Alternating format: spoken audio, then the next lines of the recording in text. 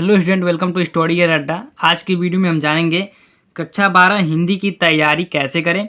Board exam 2023 में हिंदी की तैयारी कैसे करें कि आपका हिंदी में नंबर 95+ ला सके। तो इस वीडियो में बताने वाला हूं कि आप बोर्ड एग्जाम 2023 में हिंदी की तैयारी कैसे करें। अगर आप ये वीडियो पूरा देख लेते हैं तो आपको 95+ नंबर लाने से कोई नहीं रोक सकता। आप हिंदी में 95+ नंबर ला सकेंगे, ये मेरा 100% वादा है। इसलिए वीडियो को पूरा देखिएगा। मैं आपको स्टेप बाय स्टेप बताऊंगा कि आपको कैसे पढ़ना है, क्या क्या पढ़ना है और कितना पढ़ना है। तो वीडियो को पूरा देखिएगा। वीडियो बहुत इंपॉर्टेंट होने वाली है, वीडियो की स्किप बिल्कुल भी मत कीजिएगा। तो चलिए वीडियो को शुरू करते हैं। तो हिंदी में आपका सबसे पहला प्रश्न होता है बहुविकल्पीय प्रश्न होता है। हिंदी में आपका पहला और दूसरा प्रश्न जो होता है वह बहुविकल्पीय प्रश्न होता है। हिंदी का साहित्य का इतिहास से 5 प्रश्न होते हैं और हिंदी काव्य साहित्य के इतिहास से 5 प्रश्न होते हैं और सभी प्रश्न एक एक नंबर के होते हैं। तो हिंदी का गद्य साहित्य से 5 नंबर और हिंदी काव्य साहित्य से 5 नंबर मिलता है आपको। तो बहुविकल्पी प्रश्न में आपको कुल 10 अंक मिलते हैं। तो आपको क्या करना है कि महत्वपूर्ण बहुविकल्पी प्रश्नों को रोज दोहराना है। रोज रोज जो महत्वपूर्ण बहुविकल्पी प्रश्न है उनको रोज रोज आपको दोहराना है ताकि आपको महत्वपूर्ण बहुविकल्पी प्रश्न याद हो जाएं जो आपके बोर्ड एग्जाम में पूछे जाएंगे। तो सबसे पहले आपको महत्वपूर्ण बहुविकल्पी प्रश्नों को पढ़ना है। उसके बाद जो तीसरा प्रश्न होता है, ये पहला दूसरा प्रश्न की बात हो गई। बहुविकल्पी प्रश्न पूछे जाते हैं और आपको महत्वपूर्ण बहुविकल्पी प्रश्नों को पढ़ना है, रोज उसको दोहराना है। अब जो तीसरा प्रश्न होता है वह गद्यांश पर प्रश्नोत्तर होता है। गद्यांश पर आधारित प्रश्नोत्तर होता है। 5 प्रश्न पूछे जाते हैं गद्यांश पर आधारित और 2-2 नंबर के होते हैं और कुल इससे आपको 10 नंबर मिलता है। गद्यांश से आपको 10 नंबर मिलता है। तो गद्यांश वाले महत्वपूर्ण जो पाठ हैं वो है राष्ट्र का स्वरूप और अशोक के फूल। राष्ट्र का स्वरूप और अशोक के फूल जो पाठ हैं बहुत इंपॉर्टेंट पाठ हैं। इससे हर वर्ष आपके बोर्ड एग्जाम में गद्यांश पूछे जाते हैं, इसलिए इन दोनों से गद्यांश को जरूर तैयार करें। इन दोनों पाठ से जो गद्यांश बोर्ड एग्जाम में पूछे गए हैं उनको जरूर तैयार कर लें क्योंकि ये इस बोर्ड एग्जाम में भी आएंगे और इससे आपको 10 नंबर मिलेगा। क्वेश्चन नंबर 3 जो होता है गद्यांश पर, इससे आपको 10 नंबर पक्का होगा। अब जो चौथा प्रश्न होता है पद्यांश पर प्रश्नोत्तर होता है। पद्यांश पर आधारित प्रश्न उत्तर होता है। इसमें भी 5 प्रश्न होते हैं और 2-2 नंबर के होते हैं। इससे भी आपको 10 अंक मिलता है। तो पद्यांश वाले जो महत्वपूर्ण पाठ हैं पवन दूतिका है, कैकेयी का अनुताप है और अभिनव मनुष्य है। ये तीनों पाठ बहुत ही इम्पोर्टेंट पाठ हैं, इसलिए इसको जरूर तैयार कर लीजिएगा। इससे प्रत्येक वर्ष एक ना एक पद्यांश जरूर आपके बोर्ड एग्जाम में आता है, इसलिए इन तीनों पाठों को अच्छी तरीके से तैयार कर लीजिएगा। अब जो 5वां प्रश्न होता है, 5वां प्रश्न लेखक का साहित्यिक परिचय और कवि का साहित्यिक परिचय और रचनाएं पूछता है। लेखक का साहित्यिक परिचय और रचनाएं पर आपको 5 अंक मिलते हैं और कवि का साहित्यिक परिचय और रचनाएं पर 5 अंक मिलते हैं। जो लेखक में महत्वपूर्ण लेखक हैं डॉक्टर वासुदेव अग्रवाल हैं और आचार्य हजारी प्रसाद द्विवेदी हैं, इसलिए इन दोनों लेखकों को अच्छी तरीके से तैयार कर लेना है। इनका साहित्यिक परिचय और रचनाओं को अच्छी तरीके से पढ़ लेना है क्योंकि आपके बोर्ड एग्जाम में इन दोनों में से एक ना एक आपके बोर्ड एग्जाम में आना है, इसलिए इन दोनों को अच्छी तरीके से तैयार कर लेना है।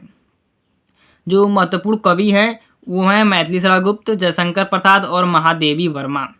ये तीनों कवि जो हैं बहुत ही महत्वपूर्ण हैं, इससे आपके बोर्ड एग्जाम में एक ना एक आएगा, इसलिए इन तीनों कवियों को अच्छी तरीके से तैयार कर लेना है। अब जो 6वां प्रश्न होता है वो कहानी से होता है। तो कहानी में जो महत्वपूर्ण कहानी है वो है पंचलाइट और बहादुर। जो महत्वपूर्ण कहानी है पंचलाइट और बहादुर है, ये आपके बोर्ड एग्जाम में 5 अंकों में आता है। महत्वपूर्ण कहानी है पंचलाइट और बहादुर। तो पंचलाइट का सारांश और उद्देश्य याद कर लेना है और बहादुर का भी सारांश और उद्देश्य याद कर लेना है। इन चारों में से एक ना एक आपके बोर्ड एग्जाम में जरूर आएगा और आपका 5 अंक पक्का हो जाएगा। तो आपको पंचलाइट पढ़ना है और बहादुर पढ़ना है। इन दोनों कहानियों का सारांश और उद्देश्य अच्छी तरीके से पढ़ लेना है ताकि आपके बोर्ड एग्जाम में 5 नंबर मिल सके। अब जो 7वां प्रश्न होता है, 7वां प्रश्न खंडकाव्य पर होता है। अब जो खंडकाव्य है आपके ज़िले के अनुसार आपके ज़िले में पढ़ाया जाता होगा, उसको आपको पढ़ना है। इससे भी आपको बोर्ड एग्जाम में 5 अंक मिलते हैं। 8वां प्रश्न संस्कृत गद्यांश और संस्कृत पद्यांश या श्लोक पर होता है। जो 8वां प्रश्न होता है वो संस्कृत गद्यांश और संस्कृत पद्यांश होता है। संस्कृत गद्यांश आता है और कहता है कि इसका ससंदर्भ हिंदी में अनुवाद करना होता है। संस्कृत गद्यांश का आपको हिंदी में अनुवाद करना होता है और ये आपको 7 अंक में आता है। आपके बोर्ड एग्जाम में 7 अंक में संस्कृत गद्यांश आता है, इसलिए इसको ज़रूर तैयार करना है। और संस्कृत जो गद्यांश में महत्वपूर्ण लेसन है, पाठ हैं, वो है संस्कृत भाषाया महत्वम और जातक कथा। ये दोनों पाठ बहुत ही इम्पोर्टेंट पाठ हैं। इससे आपके बोर्ड एग्जाम में एक ना एक पद्यांश प्रत्येक वर्ष पूछा जाता है, इसलिए इसको ज़रूर तैयार कर लीजिएगा, जिससे आपके 7 अंक पक्के हो जाएंगे। इसी प्रकार संस्कृत पद्यांश से भी एक पद्यांश आता है और उपध्यांश 7 नंबर का होता है। जिस प्रकार संस्कृत गद्यांश 7 नंबर का होता है, उसी प्रकार संस्कृत पद्यांश भी 7 नंबर का होता है। इसका भी ससंदर्भ हिंदी में अनुवाद करना होता है। जो संस्कृत पद्यांश है, श्लोक में सिर्फ एक ही लेसन है, सुभाषित रत्नान ही है जो संस्कृत पद्यांश और श्लोक है, और एक जातक कथा में एक श्लोक है और एक महामना मालवीय में श्लोक है। तो आपको सिर्फ अगर आप सुभाषित रत्नान भी तैयार कर लेते हैं तो इससे आपके बोर्ड एग्जाम में एक श्लोक आ जाएगा और आपका 7 नंबर पक्का हो जाएगा। अब जो 9वां प्रश्न आता है, 9वां प्रश्न आता है मुहावरा और लोकोक्तियाँ 9वां प्रश्न में पूछता है। तो आपको महत्वपूर्ण मुहावरा और लोकोक्तियाँ पढ़ लेना है। मुहावरा भी आपका 2 नंबर का होता है और लोकोक्तियाँ भी 2 नंबर का होता है। ये बहुत हार्ड नहीं पूछता है, बहुत आसान मुहावरा पूछता है जिसका जवाब आप आसानी से दे सकते हैं।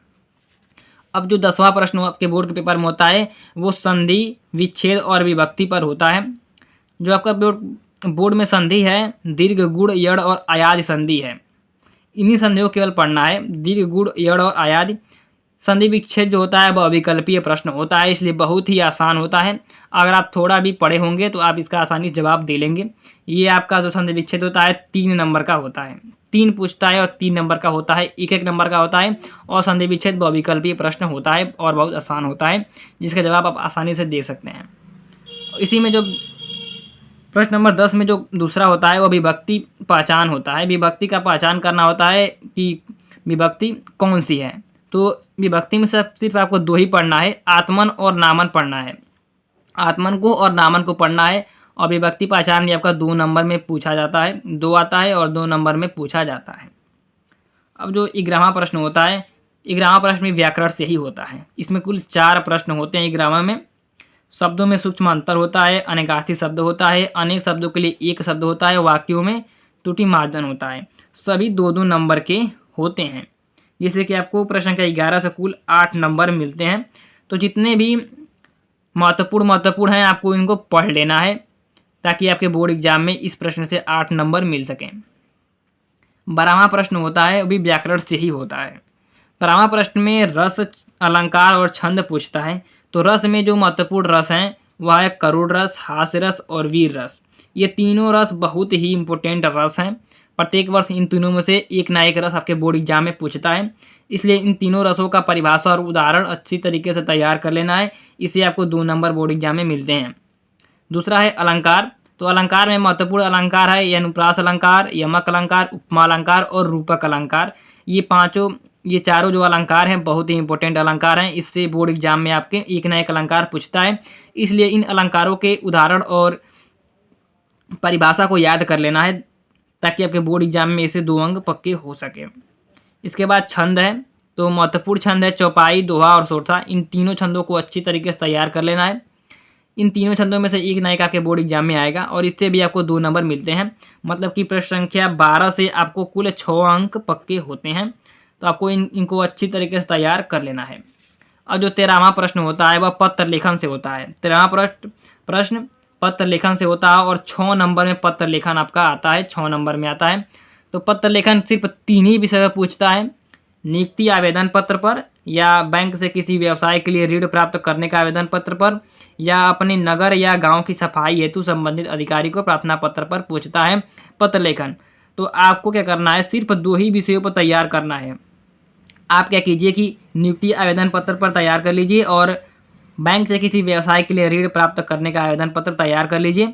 सिर्फ इन 2 को तैयार कर लीजिए, इसमें एक ना एक आपके बोर्ड एग्जाम में आ जाएगा और आपका 6 अंक पक्का हो जाएगा। उसके बाद जो अंतिम प्रश्न होता है 14वां प्रश्न जो होता है वह निबंध लेखन होता है, जिससे आपको 9 नंबर मिलता है। निबंध लेखन से 9 नंबर मिलता है आपको। जो महत्वपूर्ण निबंध है वह है विज्ञान वरदान या अभिशाप बहुत ही महत्वपूर्ण निबंध है। पर्यावरण, कोरोना वायरस, और जो चौथा महत्वपूर्ण निबंध है जनसंख्या वृद्धि कारण एवं निवारण। ये चारों जो निबंध है बहुत ही महत्वपूर्ण निबंध है, इसलिए इनको जरूर तैयार कर लीजिए। तो आज की वीडियो में हमने आपको बताया कि क्लास 12th में हिंदी की तैयारी कैसे करनी है। आशा करते हैं आपको वीडियो पसंद आया होगा।